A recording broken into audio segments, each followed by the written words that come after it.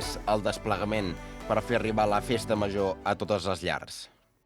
Mira, la veritat és que nosaltres, et diria que un dels nostres lemes, francament t'ho dic, és que fem més, ja en general, durant tot l'any, fem més del que et diria que hauríem de fer i menys del que voldríem fer.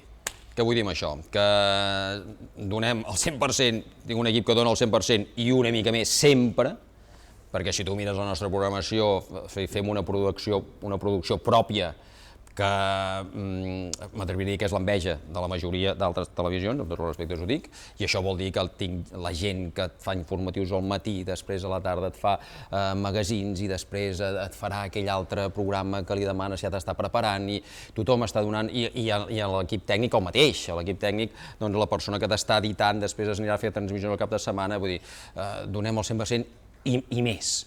I en canvi menys del que voldríem fer, perquè encara podríem fer més coses, però clar, això ja és una qüestió de pressupost. Com es treballa durant la festa major?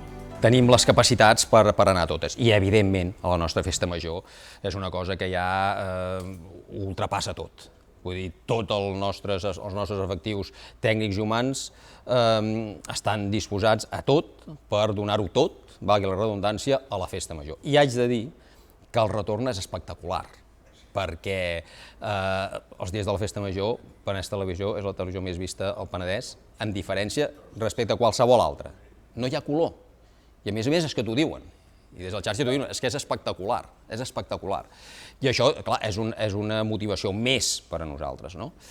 Anem a totes, ho cobrim tot, tant a ràdio com a televisió, i evidentment posant el focus en els grans esdeveniments, com són ja la tronada, com és el pregó, com és el pregó i goig del dia 28, com és la tronada i el cercavila i l'actuació castellera allà del dia 29, la diada de Sant Fèlix, l'exhibició de balls, els versots i la diada de Sant Ramon, la festa major dels petits i altres esdeveniments que nosaltres intentem ser a tot arreu, no?